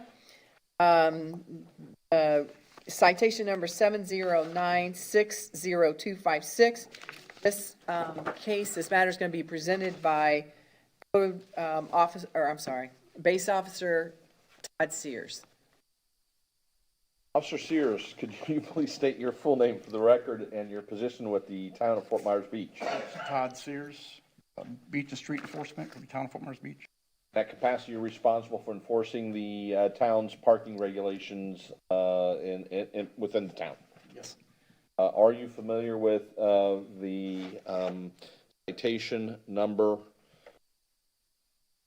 709-60256 that we're here for today? Yes. Could you please tell the special magistrate how you are so familiar? When Officer Chinoy is the one that issued the citation, he's on bereavement leave right now, so.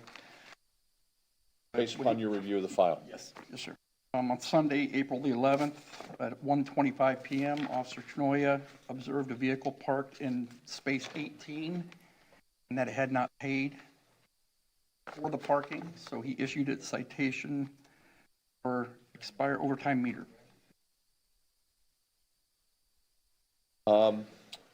And does the file reflect the photographs that you reviewed and that Officer Moya took? Yes. Did you send a notice to the car owner based upon the standard procedures that the town follows? Yes. And did the car owner request a hearing for which we're here today? Yes, she did.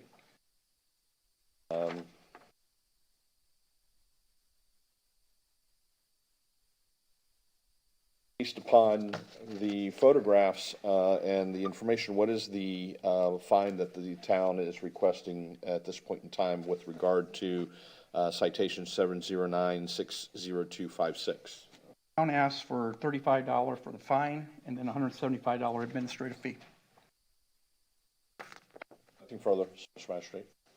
Hereby noted that we do not have anybody here. On behalf of the respondent, I hereby find that based on the evidence presented, that the violation did exist and that the respondent is liable for the $35 fine. I hereby impose a $35 fine and grant the town's request for fees and costs incurred in the amount of $75. Liable within 30 days? Yes, thank you. All right, let's move on to number 2. It's the same violator, a different citation and violation. It's citation number 737-05236. Again, we're going to have Officer Todd Sears present this case regarding Alexis Iguia.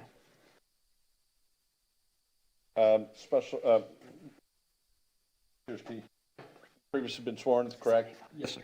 You are employed by the town as a base officer. Yes. In that regard, you are responsible for enforcing the town's parking regulations. Yes. Are you familiar with the citation or the file of citation 737-05236 that we're here for today? Yes.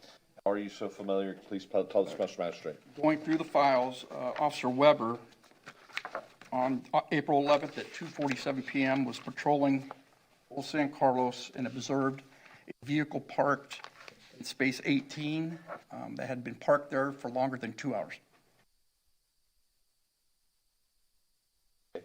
I see that there's a notation in the file that this is the same vehicle that was the subject of citation 709-60256. Is that correct? Yes, sir. And that this one is for, it's in the same location? Yes, same Okay. spot. And there's a limitation on how long and how many times you can park in any town parking spot in this area of the town. Is that correct? That is correct, that spot. So what is that limitation? 2 hours. The signs are posted 2 hours maximum. Okay. And so to the extent that, the car owner here, apparently did in fact renew, or obtain a ticket or pay for it, how did the car owner circumvent that, restriction? When you pay to park with the app, Passport Parking, you enter your name, address, phone number, and then you enter your credit card information. That's how it knows it's your account. What she did was at 11:12, she paid for 2 hours, which ended at 1:12. And then at a later time, she changed the account name. She changed her name by one letter. She changed her phone number because she knew she had to move. So and we get those accounts coming into our computer, and we recognize that so we telephoned her and said, you got to move your vehicle, but we left a message on the voicemail. She didn't respond. Did you, in the normal course of basis operations, send the owner of the vehicle the citation in question? Did the car owner request for this hearing today? Yes, she did. Based upon what is the fine schedule for the town is asking for here? The town asked for a $35 fine, along with a $175 admin fee. Further. All right, again, same respondent, not present today. I hereby find that, based on the evidence presented, that the violation as stated in the citation did exist, and as such, I'm imposing the one-time fine of $35 and fees and costs in the amount of $75 as incurred by the town in bringing this matter before the magistrate. 30 days, Special Magistrate? 30 days. Thank you.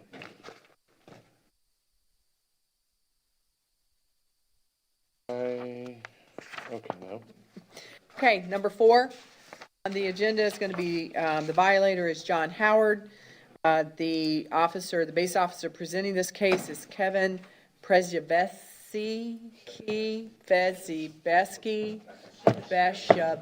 Mama. Okay. Okay, Kevin Smith. Okay. And what? Oh, and this, I'm sorry, number 4 has been continued. Okay, I was going to say I don't Okay. have number 4. Oh, I don't have my other one. Okay, now we're going to move on to number 5, which is going to be Charles Lee Valentine.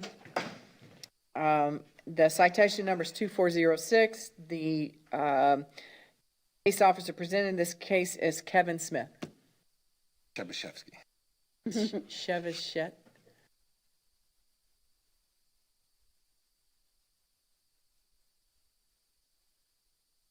Officer Shavasescu. Kevin's fine. Officer. Chris Rowe. Officer, are you employed, have you been sworn in? Yes, sir. Are you employed by the town of Fort Myers Beach? Yes, sir. In what capacity? I'm a police officer. Okay. Your full name for the record. Kevin Michael Shebashevsky. Okay. In that capacity, as a base officer, are you responsible for enforcing the town's parking regulations? Yes, sir. Are And you beach familiar code. with And the... beach codes. I'm sorry, and Beach codes. and the beach code. Are you familiar with citation 2406 that we're here for today? Yes, sir. Can you please tell the special magistrate how you are so familiar? On May 4th, as I was patrolling the beach, I observed a small dog off the leash and approached that individual who was at that time throwing a stick, and the dog was fetching it. As I pulled up to that said gentleman, he walked away and advised me not to run over his dog as I left. I advised him I wasn't leaving at the time. Several minutes later, he walked back and approached me and said, "My dog's on a leash. You can leave now," shouting some obscenities. I advised him I wasn't leaving right now and I would like his ID. No. And he threatened to call the sheriff's department on me. I said, "Please do. Keep me from calling him." And at that point in time, several minutes later, sheriff's department rolled up. At that time, he took the dog off the leash again and continued to walk off the beach with the dog off the leash. Sheriff's deputy interviewed him, came back, spoke to me, gave me his identification. I then issued a citation. Officer, is there a prohibition in the town of having a dog off leash? At the section of the citation that is checked off, ordinance 10-3, section 35, dog off leash. Yes, sir. Based upon the nature of the violation, is that the reason that you didn't issue a warning first and went straight to a citation? I had dealt with this individual several times before and gave him verbal warnings. And when I approached him again today and he became belligerent, On this day, not today. Not today, on the day. on that day, I'm sorry. Okay. But at that point in time, enough was enough. Okay, and he took no actions to try and put the dog on the leash until he was walking away. Well, he actually took it off when he walked away. When I rolled up, he did put it on, but then he stated to me, if I drove away, he was going to take it off again. That's when I decided that I was just. What is the fine that is associated with that violation of that section of the code? $100. And so on the date in question, you did issue citation 2406 to the owner. Yes, sir. Did any further follow-up by the owner? Me? With you, yes. No, sir. Mr. Magistrate, based on the evidence testimony presented here this afternoon, we'd ask that you issue an order consistent with the citation and the request here of assessing a fine of $100 against the violator, Mr. Valentine, for violating section 10-3, section 35, I'm sorry, ordinance 10-3, section 35, dog leash, Code of Oakland Park, town. It's been a long day. Yeah, that was Tuesday. I'm so used to saying that. Town of Fort Myers Beach. It happens when It is hereby noted on that- both sides. Yeah, I know, I just did the same thing. Thank you, Your Honor. Yeah. Based on the evidence, it is hereby noted that we not have anybody here on behalf of the respondent. Based on the evidence presented, I hereby find that the violation as stated in the citation did exist. As such, I'm imposing the one-time fine of $100 and assessing fees and costs in the amount of $75 as incurred by the town and bringing this matter before the magistrate. 30 days But 30 days to pay. Okay, number 6, same violator, same violation, except this is citation 1035. The base officer presenting this matter is Roxanne Tucci. Tucci. I'm batting 1,000 here. Either way, Officer Tucci.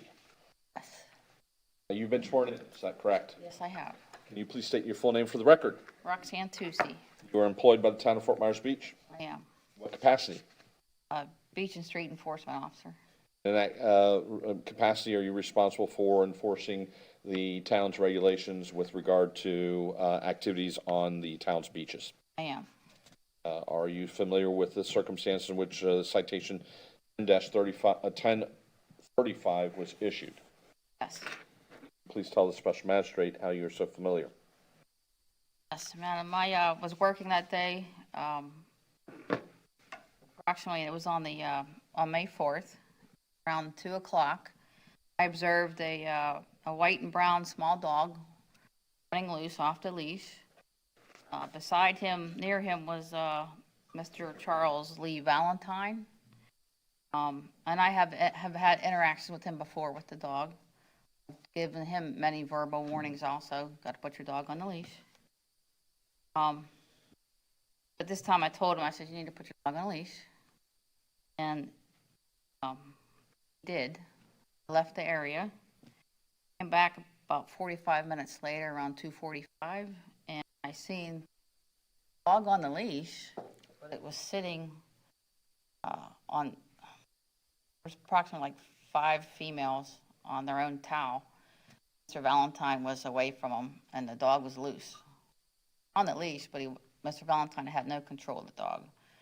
I approached him, I said, you have to have control of them, your hand has to be attached to that leash. So, at that time, he kind of, a few words, because he had the interaction already with, Officer,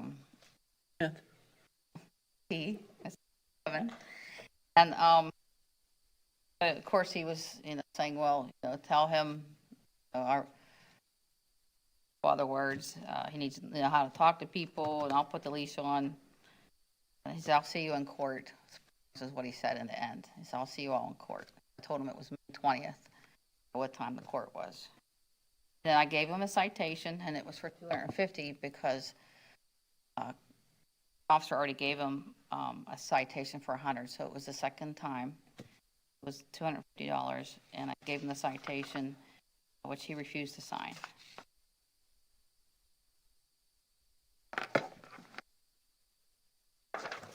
Anything further than that? Do you have any additional follow-up or any contact with Mr. Valentine? No. Mr. Magistrate, based upon the evidence testimony presented here this afternoon, we would ask that you find that there was good cause to issue citation 1035 to the violator, Mr. Charles Lee Valentine, and impose the one-time fine of $250 for repeat violation of Ordinance 10-3, Section 35, dog off-leash town code of the town of Fort Myers Beach. Again, the respondent's not present today. Hereby find that based on the evidence presented, the violation as stated in the citation did exist.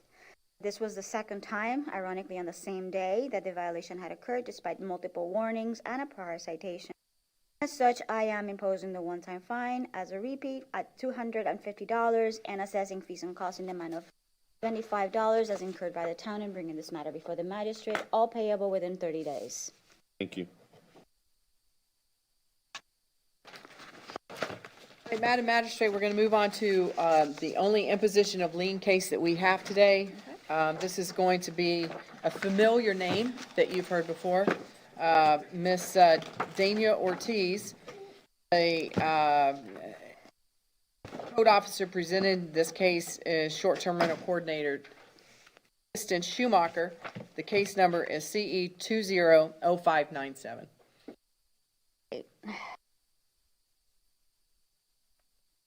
Ms. Schumacher, can you please state your full name for the record? And are you employed by the town of Fort Myers Beach? Yes. In what capacity? Short-term rental coordinator. In that capacity, are you responsible for administering the town's short-term rental regulations? Yes. Are you familiar with case CE 200597? Yes. Can you briefly tell the special magistrate about circumstances of case CE 200597? On September 17th, 2020, we brought Ortiz in for a hearing for violating our short-term rental code, renting for less than 1 week. Was found in violation. Was ordered $6,000 for 12 violations.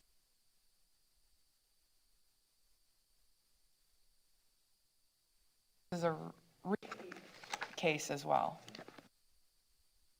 She pay the accrued fine that was ordered by the special magistrate? No. And as a result, that there is outstanding debt owed to the town in the amount of $12,075? Yes, and also more violations, 12 more violations. Correct. So since then, there have, could you please, since the special magistrate entered her order directing the property owner to pay the $6,000 and prohibiting her from continuing to violate the code, has she violated the code? Yeah. On how many occasions? 12. That in the dates of those violations, have they been provided to the special magistrate? Yes. And based upon the prior actions of the special magistrate of imposing $500 fine for each violation, that totals how much? $12,075. That's for the 12 violations since the special magistrate's order, plus the 12 that were subject to the original hearing. And plus the $75 admin. Plus the 70, for a total of 12,075.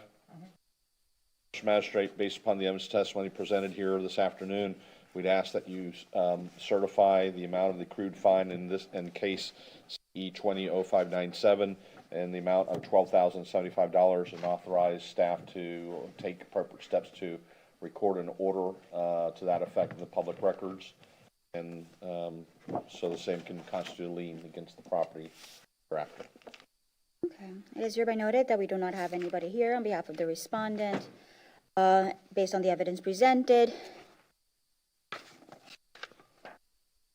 I hereby find that the magistrate's order entered on March 24th of 2021 was not complied with, and additional violations, an additional 12 violations did take place between the date of the order and today. And as such, I hereby certify the amount of $12,075 accrued to date. By certifying this order, it shall become a lien against the property and recorded in the official records of Lee County, Florida. That amount includes the $75 in fees and costs incurred by the town in this matter before the magistrate, all of which has not been paid to date. As such, it shall become a lien against the property in the amount of $12,075 recorded in the records of County, Florida. For future ones, make a new case if there's new violations. So this one's case number's closed out with the lien. Okay. I just don't want to keep. That's what we were gonna do with this one, close it out with this and then Exactly. start Okay. off new. Just wanted to make sure. Thank you, Special Magistrate. Okay, so we're moving on to number 9. Number 9, Benson Enterprises, that has been continued. Case number CE 210020. We are working with them for compliance. Same with number 10, Benson Enterprises, case number CE 210021. We are working with them for compliance. The same with 11, Benson Enterprises, case number CE 210021. It's been continued. We're working with them for compliance. You already did. I'm sorry, 2-2. The same as number 12, Benson Enterprises on the agenda, number 12. Case number CE 210023 is being continued. We are working with them for compliance. Number 13, Tovar Jeffrey M., case number CE 210028. We are continuing that to the next magistrate hearing. Number 14, Ganem Properties, case number CE 210050. They are in compliance. That brings us to number 15, which is Wilfredo Rodriguez, case number 210053. Short-term rental coordinator Kristen Schumacher is going to be presenting this case. Schumacher, you've been previously sworn in? Yes. And you are employed by the town of Fort Myers Beach? Yes. As the short-term rental coordinator? In that capacity, you're responsible for administering the town's short-term rental regulations, correct? Yes.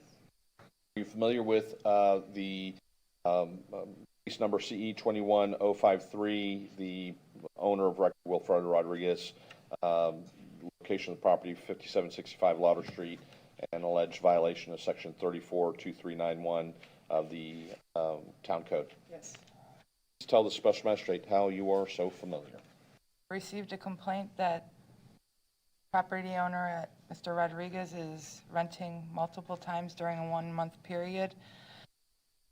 Zoning is he is allowed to rent to a single family during a 1-month period for a minimum of 7 weeks. Has the town had previous contact and interaction with Mr. Rodriguez regarding this property and this type of violation? Yes, this is a repeat case.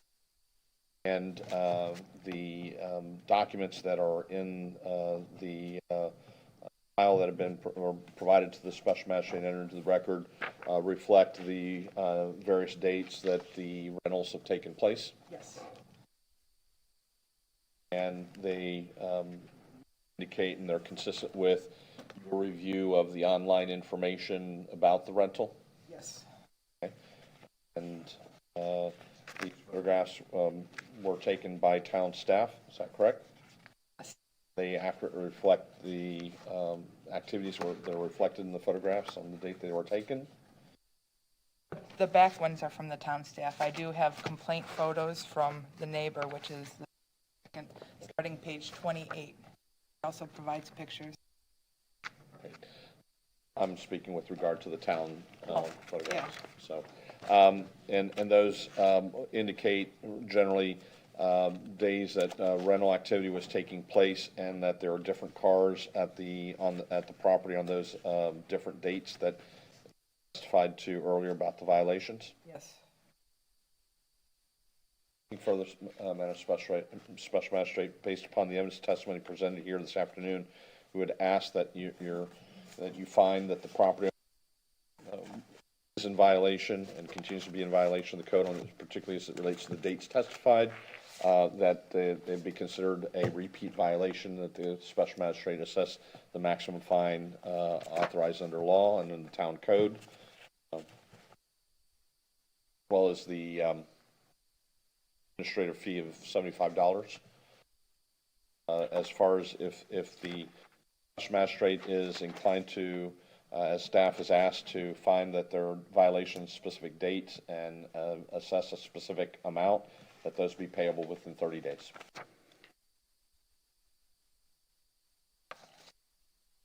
Okay.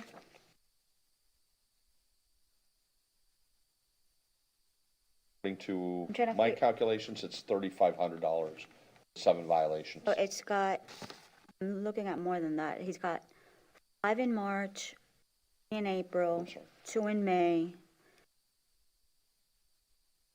That's 10. Well, that's actually the total amount of rentals. So he was allowed 1 in March. Okay. So it would be 4 violations in March, so it Or would be 7 2. total. 1.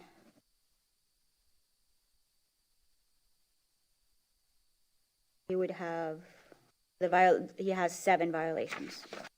Yeah, times the 500.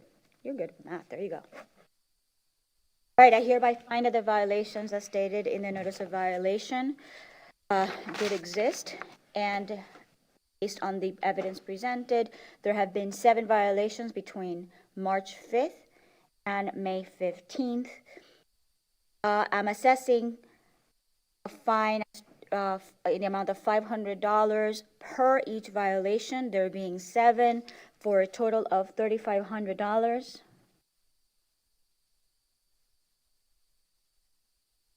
Of the one-time fine, and any future violations will be assessed at the rate of the $500 per each.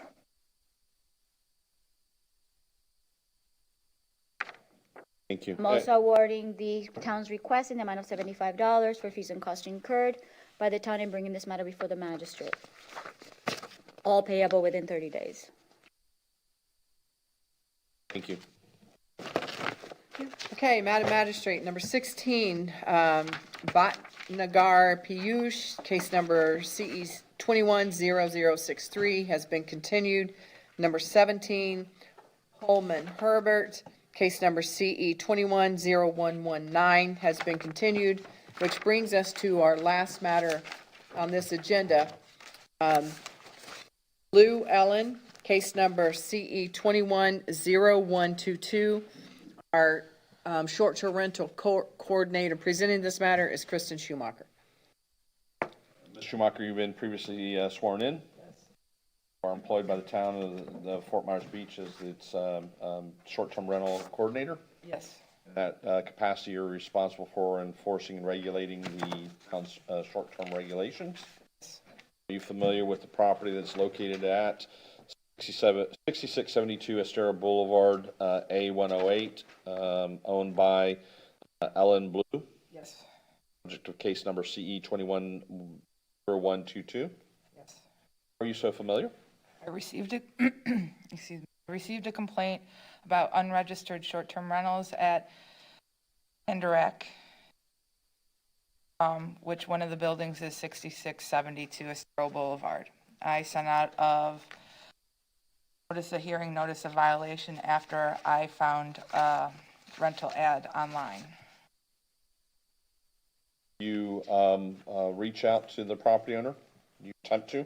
I tried to. I looked really hard to find the property owner. I was able to find the real estate agent and reached out to the real estate agent. I have my communication in the packet and basically stated register. Make it clear that, not that they can't conduct the activity at this location, they need to register as required by the town code. Correct. Okay, and how does one do that? Or give me a call, write me an email, or go to the town website and I can provide you a registration form. You fill it out, email it, send it in with a $100 registration fee, and I'll process your registration and registered. You get a registration number. Assuming it's allowed in that area? Yes. Okay. And generally that takes how long? Right now, I get them the same day and process them. This time, Special Magistrate, based upon the testimony presented in KCE 21-0122, we'd ask that the Special Magistrate find the property and the property owner in violation of the section of the code cited in the file. Enter the file into evidence. It's LDEC section 10-198, Registry of Short-Term Vacation Rentals, City Code, Town of Myers Beach, and ask that the Special Magistrate order the property owner to come into compliance within 10 days. If they don't come into compliance within that time frame, a kind of $150 per day. $150 a day, and $75 admin fee. All to be accomplished within 10 days. We used to do that, the per diem fine that high? I'm sorry? Did we do the per diem that high for registrations? And trying yes, to because remember. we're trying to, we're trying to incentivize them. No, I know, I get that, I just don't remember them, we haven't done 250 before. The code day? says up to 500 per day Failure to register. for failure to register, so I we think went down to I 250. understand I think the Special Magistrate is asking what is it historically that we've asked her and what has she Practicality. ordered. The 250. 250, Yeah, okay. that's why. You just that's where I don't was see a going lot to of there. these. No. That's probably why. You just come Yeah. in and register. You probably know, why. you just don't Yeah. see a lot of these. Maybe that'll get them to do it. All right. Yeah. All right, I hereby find that based on the evidence presented, that the violation as stated in the notice of violation did exist and continues to exist. I hereby order the property owner to come into compliance within 10 days. That means go ahead and register the property. Otherwise, face a fine of $250 a day until the violation is corrected. I'm also granting the town's request in the amount of $75 as to fees and costs incurred by the town in bringing this matter before the magistrate. And that's going to be 30 days? 10 days to go ahead and register, but 30 days to go ahead and make payment. Thank you. Thank you. And I think that concludes our agenda That's today. it. Yes, that's All it. righty, that concludes our agenda. Thank you all. Thank you. See anything, we're still rolling.